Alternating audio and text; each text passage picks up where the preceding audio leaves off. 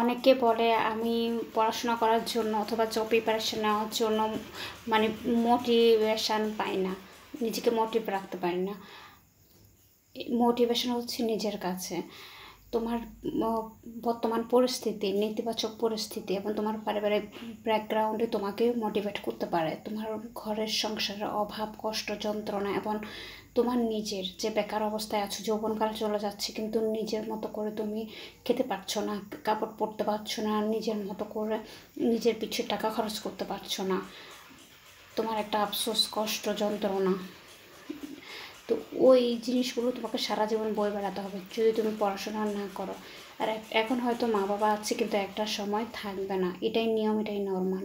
আর যেহেতু তারা আমাদেরকে ওর জন্য অনেক স্যাক্রিফাইস করেছে, তো তাদের জন্য আমাদেরকে অনেক কিছু করতে হবে, এটা আমাদের নৈতিক দায়িত্ব।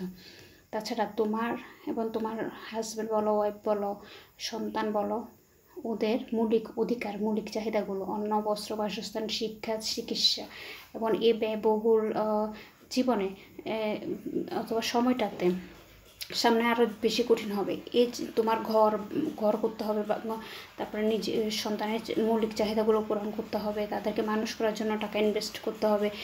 সব কিছুই কিন্তু তুমি যদি একটা চাকরি পাও অথবা কর্ম পাও, তাহলে কিন্তু তুমি টাকা আর প্রতি মাসে টাকা আর্ন করে সেটা তুমি তোমার জীবনটা চালিয়ে নেওয়ার জন্য ইউজ করতে পারবা। কিন্তু তোমার একটা সময় মা বাবা থাকবে না, আর এটাই নিয়ম।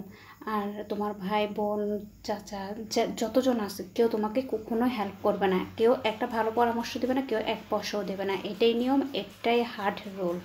সো সময় থাকতে নিজের দিকে মনোযোগ দাও এবং মন দিয়ে পড়াশোনা করো, মন দিয়ে জব প্রিপারেশন নাও, তাহলে কিন্তু তুমি সাকসেস হতে পারবা, জীবনে সুখী হতে পারবা। তুমি যখন তোমার মৌলিক অধিকারগুলো, চাহিদাগুলো পূরণ করতে পারবা, তুমি যখন তোমার পরিবারের মুখে হাসি ফোটাতে পারবা, তখনই তুমি সফল ও সুখী মানুষ হয়ে উঠবে। নয়তো তোমাকে আজীবন অভাবের কষ্ট ভোগ করতে হবে, এবং তুমি যদি তোমার জীবন না করো, তোমার ওয়াইফ বা হাজব্যান্ড এবং সন্তান এবং তুমি নিজে এই পাপের ফসল তোমাদেরকেই ভোগ করতে হবে। কেউ কারো মৌলিক অধিকার পূরণ করতে এক পয়সাও দেবে না। আর জীবন যদি তুমি কর্মের মধ্যে নিজের মধ্য দিয়ে কাটাও, তাহলে নিজেকে ভাবনা চিন্তার মধ্যে দিয়ে কাটাও, তাহলে তুমি জীবনে একটা সুন্দর মুহূর্ত পাবে। জীবনে কর্মই হচ্ছে ধর্ম, কর্মের মাধ্যমে মানুষের মানসিক প্রশান্তি এবং আয়ু সব কিছু ডিপেন্ড করে। সো নিজের স্বপ্নটাকে, প্যাশনটাকে বাস্তবে রূপ দাও এবং পজিটিভ থিঙ্কিং করো এবং পড়াশোনায় মনোযোগ দাও, তাহলে তুমি সফল হতে পারবা। যখন তোমার টাকা থাকবে, তুমি সংসারটাও, তোমার সম্পর্কগুলো সুন্দর হয়ে উঠবে। সো মোটিভেশন হচ্ছে নিজের কাছে, অন্যের কাছে না।